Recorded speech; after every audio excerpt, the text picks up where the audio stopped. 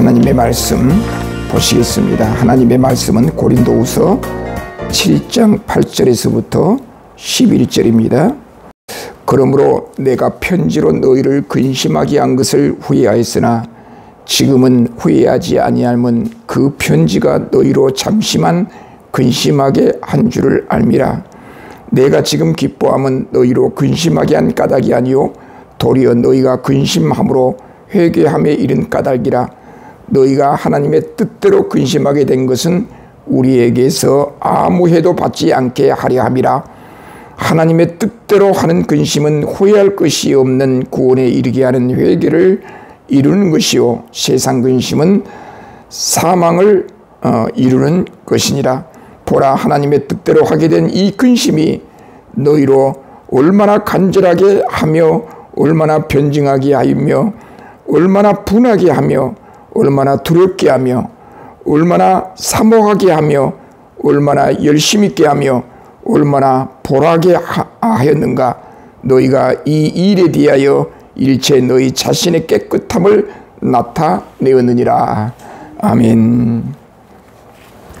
자, 오늘 본문 말씀을 통해서 바울 눈물의 편지라 이런 제목의 말씀으로 하나님의 말씀을 묵상하면서 우리의 구원이 하나님께로부터 어떻게 오게 되었으며 오게 되고 있으며 또한 그 하나님은 어떠한 분이신가, 이런 내용들을 우리가 살펴보면서 한 시대를 살아가고 있는 우리가 이 시대의 정신을 어떻게 반영하고 어떻게 우리가 하나님 앞에 영광을 돌리며 하나님을 경외하며 살아갈 것인가, 이런 문제들을 한번 살펴보도록 하겠습니다. 자, 사도 바울은 계속해서 고린도 후서를 통해서 우리에게 하나님의 말씀을 전달해 주고 있는데, 이 고린도 후서는 고린도 교회, 사도 바울이 고린도 교회에 보낸 편지입니다. 고린도 교회에 보낸 편지가 오늘 우리들에게 하나님의 말씀으로 보존되며 전달되고 있습니다. 이 고린도 후서를 통해서 우리가 계속해서 바울은 어떠한 복음을 증거하고 있는가, 사도 바울이 주님으로부터 받은 그 복음의 계시를 어떻게 고린도 교회에 보냈고 어떤 의도로 고린도 교회에 보냈고 그 고린도 교회는 이 하나님의 복음의 계시를 어떻게 받아들였는가.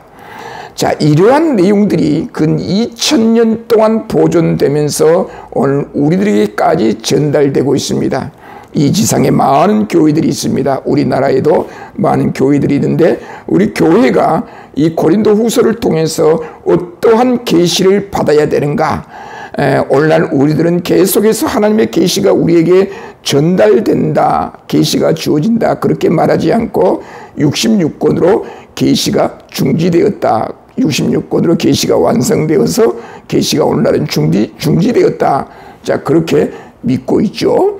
자, 그렇다면 오늘 우리들은 하나님께서 계속해서 우리에게 계시를 주는 것이 아니라 이미 완성된 계시인 성경을 통하여 우리들로 하여금 깨닫게 하고, 성령께서 그 성경을 깨닫게 하여 우리가 어떻게 하나님으로부터 구원을 받았는가, 어떻게 구원을 받을 것인가, 또한 그 하나님은 어떠한 분이신가, 이와 같은 말씀을 계시를 통해서 우리가 확인하게 된다는 사실입니다.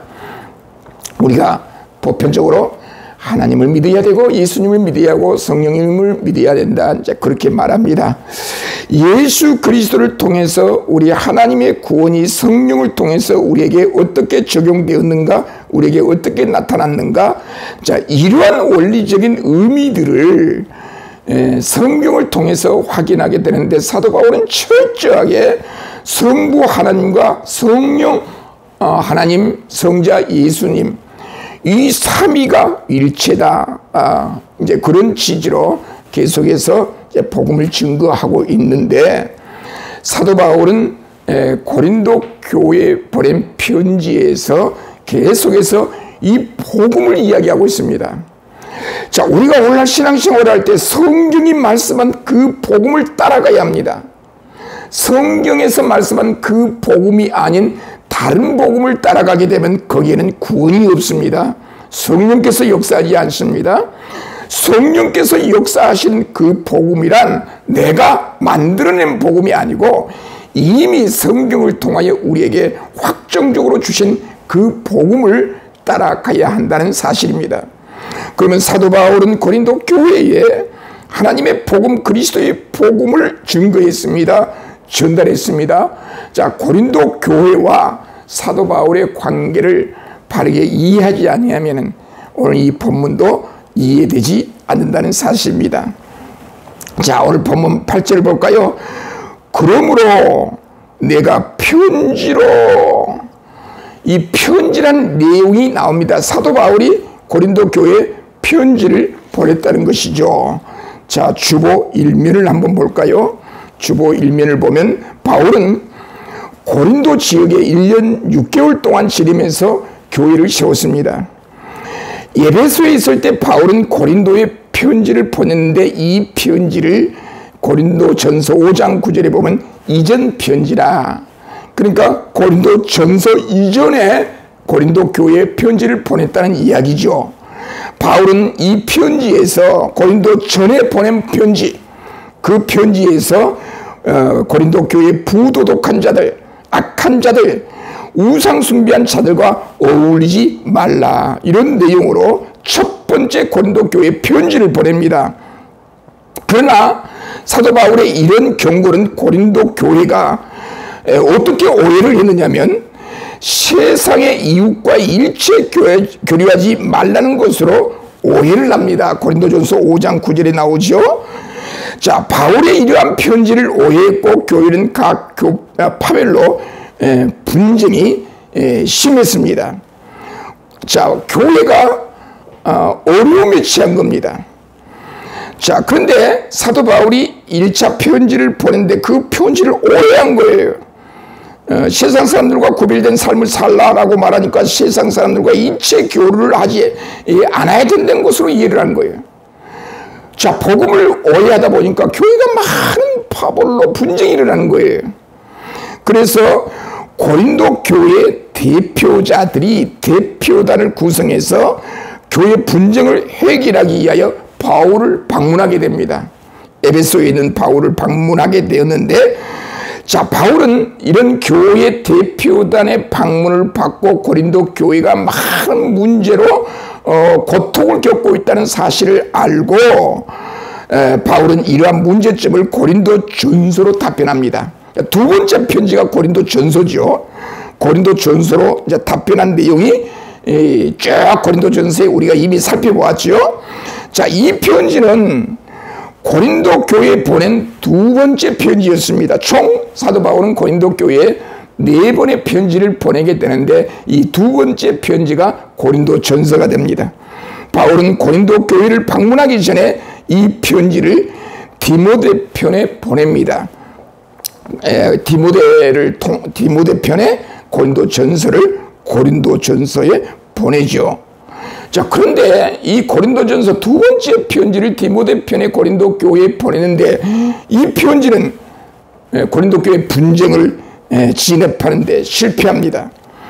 자, 디모데는 바울의 지시를 집행하지 못합니다.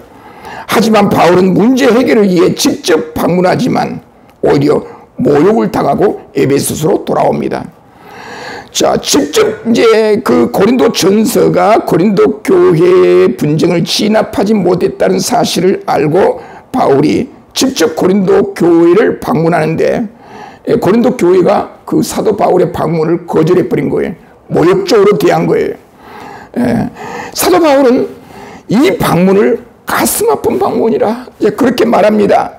그래서 사도 바울은 이제 3차 편지를 보냅니다. 바울은 강경한 어조로 편지를 써서 디도 편에 보냅니다. 이것이 이 세 번째 편지가 고린도 후서 직전에 보낸 편지, 고린도 전서와 고린도 후서 사이에 이 세 번째 편지를 통해서 사도 바울은 모욕당하고 돌아오는 고린도 교회를 향하여 강력하게 내가 다시는 너희들을 용서하지 않겠다, 강경한 어조로 편지를 보내죠. 자, 이 편지를 고린도 후서 직전 편지로 이를 눈물의 편지, 혹 혹독한 편지라고 합니다. 이 편지가 효과가 있어 반란을 진압합니다. 이제 사도 바울이 이 세 번째 편지를, 혹독한 이 세 번째 편지를 디도편의 고린도 교회에 보냅니다. 그래서 이제 디도가 고린도 전후서 이전에 세 번째 편지를 들고 고린도 교회에 방문해서 사도 바울은 에베소에서 야, 디도가 내 편지를 가지고 고린도 교회에 방문했는데 그 편지가 고린도 교회에 먹혔을까? 그 분쟁을 진압했을까? 그 편지를 아멘 하면서 받았을까? 그런 고민을 하고 있는 거예요. 그래서 디도가 오기만을 기다린 거예요. 그래서 디도가 편지를 전달하고 배편을 통해서 돌아온 줄 알고 드로아에로 갔어요. 근데 디도가 배를 통해서 오는 것이 아니라 인도 걸어서 오는 거예요. 그래서 마게도냐로 가는 거예요. 그래서 조마조마하게 마게도냐에서 기다린 거예요. 이제 그게 지난 시간에 7장 5절에 기록된 거죠. 근데 디도가 돌아와가지고 바울에게 뭐라고 보고하냐면, 어이 바울 선생님, 이 세 번째 편지가 맥혔습니다. 세상에 저를 기쁘게 받아줬고요. 바울 선생님이 보낸 세 번째 편지가 고린도 교회 성도들을 움직였습니다. 모두가 다 회개했습니다. 사도 바울이 너무너무 감사한 거예요. 그래서 고린도 후서를 사도 바울이 기록해서 보내죠. 그러니까 오늘 본문 8절, 그러므로 내가 편지로 너희를 근심하게 한 것을 후회하였으나, 이 편지는 디도가 고린도 교회에 가지고 갔던 세 번째 편지, 고린도 후서 직전에 보낸 이 세 번째 편지, 혹독한 편지를 보냈단 말이에요. 눈물의 편지를 보냈단 말이에요. 자, 바울은 이 편지를 보내놓고 미안했나 봐요. 디도를 통해서 그 편지가 효과를 받습니다. 나를 맞이해 주었고 편지를 기쁘게 받아들였습니다. 모두가 다 회개했습니다. 그런 소식을 듣고 나서 바울이 미안해한 거예요. 세 번째 편지를 혹독하게 보낸 그 편지를 사도 바울이 속으로 생각할 때 괜히 미안한 생각이 든 거예요. 그래서 오늘 8절에 그러므로 내가 편지로 너희를 근심하게 한 것을 후회했다. 그 편지가, 사도 바울의 편지가 고린도 교회로 근심하게 한 거예요. 너희가 이렇게 살아서는 안 된다. 복음을 왜곡하면 안 된다. 혹독하게 편지를 보냈잖아요. 그래서 그걸 후회했다 그 말이에요. 후회했으나, 후회했다. 접수사가 뭐예요? 그 다음에 그러나. 후회했다. 너희들 미워했다. 그렇게 말하면서 그러나 지금은 후회하지 않는다. 후회하지 않는 이유가 뭐예요? 그 편지가 너희로 잠시만 근심하게 한 줄을 알미라. 자, 사도 바울이 고린도 교회 성도들에게 복음으로 돌아오라, 회개하라, 분쟁을 만들면 안 된다, 그런 혹독한 편지를 보내놓고 나서 괜히 근심했던 거예요. 그러나 이 편지로 고린도 교회 성도들이 잠시 동안 근심하게 했다. 그래서 나는 이 편지를 후회하지 않는다. 9절에 내가 지금 이 편지를 보내놓고 나서 여러분들의 그 결과, 이 편지에 대한 결과를 집행한 내용을 듣고 내가 이 편지를 보낸 것을 기뻐한다. 9절에 내가 지금 기뻐함은 너희로 근심하게 한 까닭이 아니요 도리어 너희가 근심함으로 회개함에 이른 까닭이라.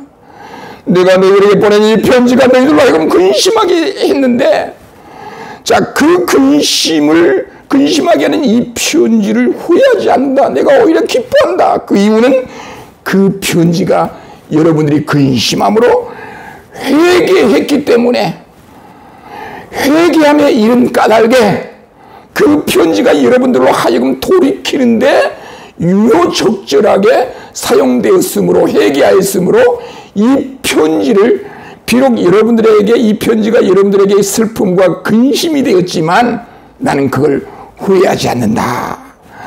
너희가 하나님의 뜻대로 근심하게 된 것은, 사도 바울의 편지를 딱 보고 듣고 그들은 근심했다 그 말이에요. 그러나 하나님의 뜻대로 근심하게 된 것은 우리에게서 아무 해도 받지 않게 하려 함이라.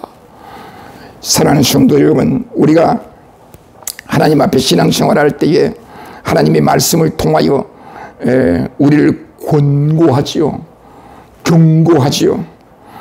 우리가 잘못했을 때 하나님의 말씀을 통하여 우리를 경고하고, 잘못된 길로 가고 있는 우리들에게 회개를 촉구하고, 우리의 문제를 지적할 때 우리는 슬퍼하지요, 근심하지요. 그러나 여러분, 이런 근심과 슬픔은 잠깐 동안이에요.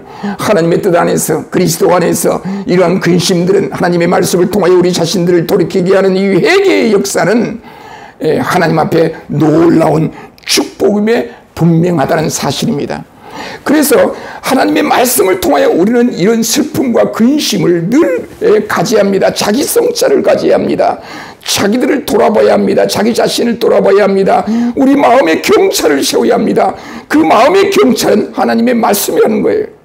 하나님의 말씀이 나에게 접할 때에, 내가 하나님의 말씀을 받아들일 때에 그 말씀이 나로 하여금 마음의 갈등을 일으키게 해요. 내가 지금 아무런 생각 없이 잘못된 행위를 하고 있어요. 잘못된 생각을 하고 있어요. 그때 하나님의 말씀이 나에게 심어져요, 전달돼요. 그 말씀이 나의 삶을 고민하게 되는 거예요. 슬퍼하게 되는 거예요. 그때 그런 고민과 슬픔은 하나님의 뜻 안에서 유익한 것이다, 좋은 것이다. 왜냐? 회개하게 했기 때문에. 자, 우리에게 다가오는 많은 아픔들이 있어요. 갈등들이 있어요. 하나님의 뜻을 모르기 때문에 서로를 미워하고 분쟁을 일으켜요. 그러나 하나님의 말씀이 내 안에 전달될 때에 그 말씀이 나를 진압하게 해줘요. 그래서 그런 하나님의 말씀으로 인하여 나의 잘못된 길로 가고 있는 내가 근심하고 슬퍼하는 그 행위는 회개를 하도록 하기 위한 유익한 하나님의 뜻이다. 그래서 우리는 여기에 감사하면서 하나님 앞에 위로를 받는 거예요. 10절에 하나님의 뜻대로 하는 근심은, 하나님의 뜻대로 하는 근심은, 하나님의 뜻대로 하는 근심은 뭐예요? 하나님의 말씀을 받아들이면서 내가 잘못된 길로 가고 있구나, 이렇게 하면 큰일 나지. 그때 내 자신을 돌아보면서 근심하는 거예요. 걱정하는 거예요.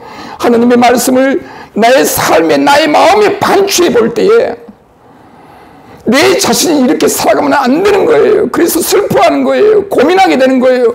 그런 슬픔과 고민은 하나님의 뜻에서 좋은 거 아니에요?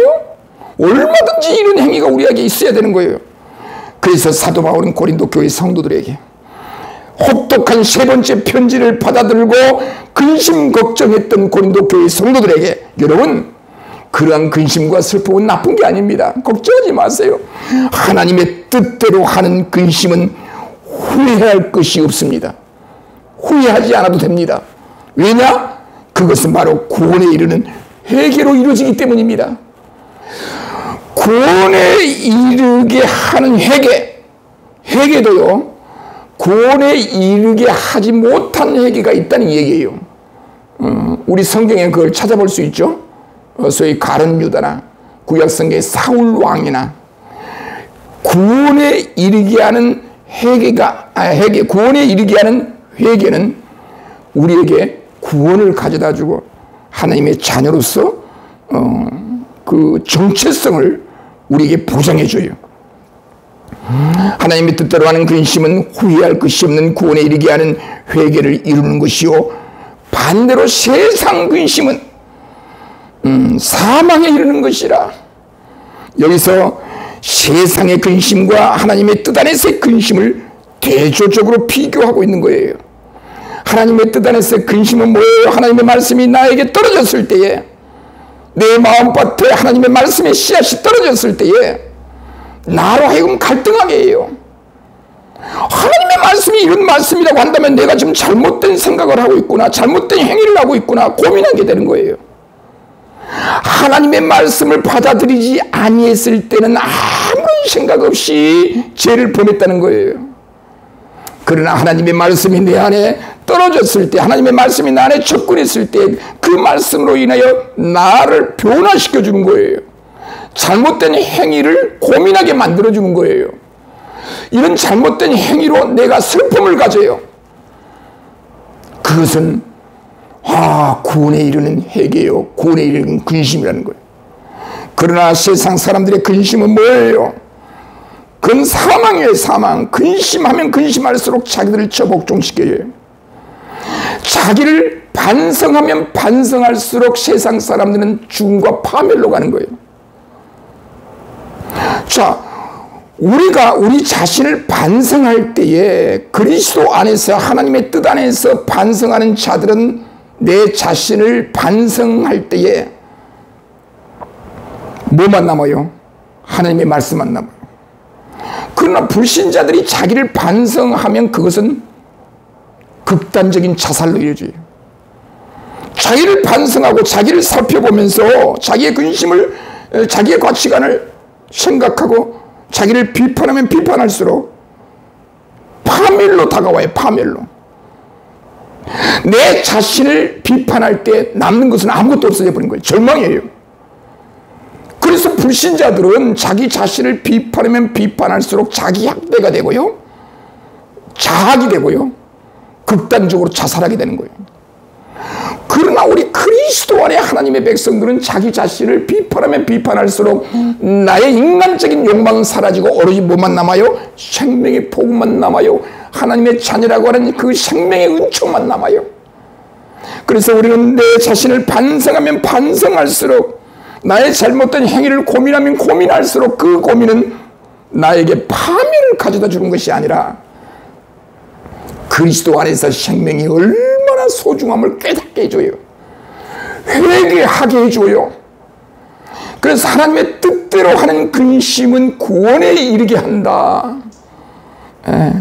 그래서 사도 바울이 고린도 교회 성도들에게 세 번째 편지로 혹독하게 회개를 촉구했죠. 그 편지를 받아들었던 고린도 교회는 근심했다는 거예요. 여러분, 그 근심은요, 나쁜 게 아니에요. 좋은 거예요. 회개에 이르는 근심이기 때문에 여러분들이 그 편지로 인해서 고민했던 것은 정상적인 겁니다. 잘하신 겁니다. 불신자들이 근심 걱정한 것은 사망에 이르지만 그리스도 안에서 하나님의 뜻 안에서 우리의 잘못을 고민하며 걱정하며 근심하고 슬퍼하는 것은 생명에 이르는 회개니 좋은 겁니다. 걱정하지 마세요. 내가 비록 그렇게 좀 싫은 소리로 여러분에게 편지를 보낸 것은 좀 미안하지만 여러분들을 파멸로 이끌기 위해서 그런 편지를 보낸 게 아닙니다. 이제 사도 바울이 세 번째 편지에 대해서 자기가 변호한 거예요. 11절에 보라, 고린도 교회 성도 여러분들 한번 좀 보십시오. 하나님의 뜻대로 하게 된 이 근심이 고린도 교회 성도들 여러분들로 말미암아 얼마나 간절하게 하며 얼마나 변증하게 하며, 이제 반복이죠. 반복. 이 편지가, 하나님의 말씀이 여러분들을 근심하게 하는 그 행위가, 하나님의 뜻대로 하는 그 근심의 행위가 얼마나 여러분들을 사모하게 했습니까? 그리움을 갖게 했습니까? 얼마나 자기 자신을 변호했습니까? 자기 자신을 변호하죠. 변증하죠. 자기 자신에 대한 변호, 무슨 뜻이에요? 내가 잘못된 행위를 했다는 거예요. 잘못된 생각을 갖고 있다는 거예요. 그런 근심으로 하나님의 뜻 안에서 자기 자신을 비판하는 거예요. 반성하는 거예요. 회개하는 거예요. 얼마나 분하게 하였으며 정의를 위한, 하나님의 진리를 위한 의문. 사도 바울의 편지를 받아들고 난 고린도 교회 성도들이 우리가 잘못했구나. 뭐가 진리요? 하나님의 진리에 대한 의문이 생긴 거예요. 얼마나 두렵게 하며, 얼마나 사모하게 하며, 얼마나 열심히 있게 하며, 얼마나 보라게 하였는가. 얼마나 보라게 하였는가. 죄진 자는 처벌해야 한다. 죄진 자는 하나님의 심판을 받게 되는가. 이 생각을 갖게 되었다 그 말이에요. 너희가 그 일에 대하여 일체 너희 자신의 깨끗함을 나타내었느니라. 자기 자신을 반성해야 되는데, 내가 지금 잘못하고 있다는 사실을 확인하고 반성하기 위해서는 어떤 기준이 있어야 돼요. 올바름이 있어야 돼요. 진리가 있어야 돼요. 사도 바울이 보낸 그 편지가 그들의 삶의 생각의 기준이 되는 거예요. 사도 바울을 통하여 증거된 예수 그리스도의 복음, 성령의 능력으로 말미암아 예수 그리스도를 통해서 하나님이 고린도 교회 성도들에게 주어졌던 하나님의 놀라운 구원의 복음을 통하여 그걸 기준으로 하여 자기 자신을 살피니 내가 잘못하고 있구나, 지금 내가 잘못 생각하고 있구나. 기준이 흐트러져 버리면요 뭐 하는 거지? 중구난방이 돼버려요. 군대에서 연병장에서 많이 지금 해쳐 모여가지고 있어요. 33번 올빼미 기준, 그러면 기준 나면 좌로 정렬, 우로 뭐야고 지휘관이 쫙 명령하면 그 기준을 중심으로 쫙 전열이 정비되죠. 우리가 바른 생각을 갖고 바른 행동을 하기 위해서는 기준이 있어야 돼요. 기준. 그 기준이 뭐예요? 내가 설정한 기준이 아니에요. 이 세상의 위인들이 만들어내는 기준도 아니에요. 성경에서 말씀한 그 생명의 말씀 복음이 기준이라는 거예요. 그 기준을 통하여 이제 고린도 교회 성도들이 자기 자신을 반성하기 시작한 거예요. 하나님의 올바른 행위가 무엇인가를 깨닫게 되는 거예요. 어떻게 열심을 내야 되는가를 깨닫게 되는 거예요. 여러분, 열심도 함부로 내면 파멸로 이르게 돼요. 교회 안에서요, 뭣도 모르고 열심을 내는 사람들이 있어요. 늘 조심해야 돼요. 이단자들이 기존 교회에 접근해서 기존 교회를 혼란하게 하기 위하여 자기 신분을 은폐하면서 자기 신분을 속이면서 교회에 등록해가지고 주변 교인들을 선동하고 유혹해서 자기 사람으로 만들기 위해서 많이 열심을 내는 거예요. 헌금도 많이 하고 선물 공시도 많이 하고. 그래서 교회 안에서요, 지나친 열심을 일으킨 사람들을 조심해야 돼요. 그 지나친 열심, 자기 기준, 그것이 교회에 혼란을 가져와요.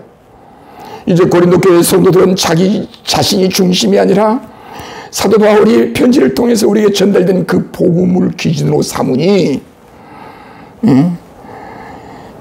모든 일에 대하여 일체 하나님 앞에서 거룩한 삶이 무엇인가를 깨닫게 되더라, 그 말이에요. 그 일에 대하여 일체 너희 자신의 깨끗함을 나타내었느니라. 이 편지, 혹독한 이 편지가 여러분들을 잠깐 근심하게 하고 슬퍼하게 하였지만 이 혹독한 이 편지가, 준엄한 이 편지가 여러분들로 하여금 하나님 앞에서 깨끗함을 나타냈다, 회개했다, 그 말이에요. 얼마나 감사해요, 여러분. 12절에 그런즉, 이제 사도 바울은 여기서 어떤 결론적인 얘기를 하죠. 그런즉, 따라서 결국, 그런즉 내가 너에게 쓴 것은, 세 번째 편지 쓴 것은 그 불의를 행한 자를 위한 것도 아니고 그 불의를 당한 자를 위한 것도 아니고, 오직이란 말을 쓰죠. 오로지. 무엇 때문에 썼다는 거예요? 우리를 위한 너희의 간절함이 하나님 앞에 너희에게 나타내게 하려 함이라. 사도 바울에 대한 그 동역자들을 위한 고린도 교회 성도들의 그 간절함, 사모함이 하나님 앞에서 나타내게 하려고 이 편지를 썼다.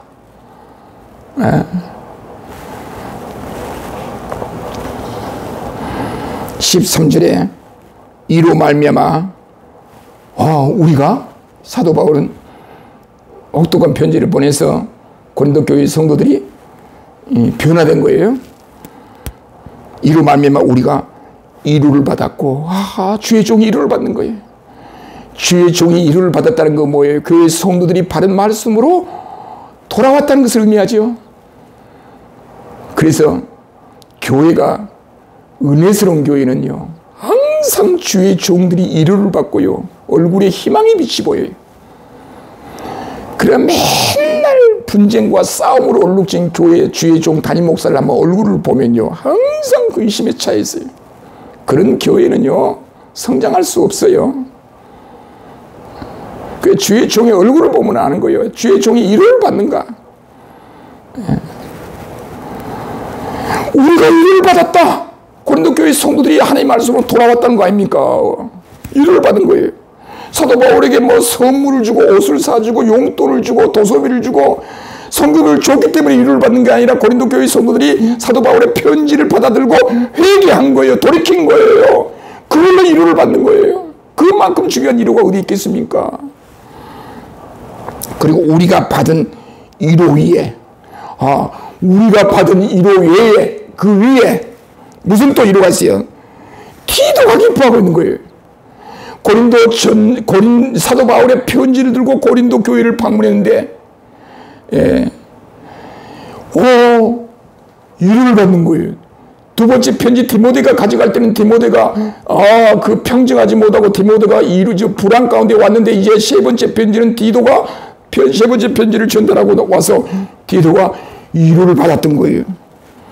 디도의 기쁨으로 우리가 더욱 많이 기뻐하면, 디도가 기뻐하니 그 기쁨은 바울의 기쁨이에요. 디도가 너무너무 기뻐한 거예요. 바울 선생님, 그 세 번째 편지를 가져갔더니만 고린도 교회 성도들이 모두가 우리가 잘못했습니다 얘기하면서 바울 선생님을 다시 한번 생각하면서 그 복음을 우리가 받아들이겠습니다. 이 편지를 가져갔던 디도가 너무너무 기뻐한 거예요.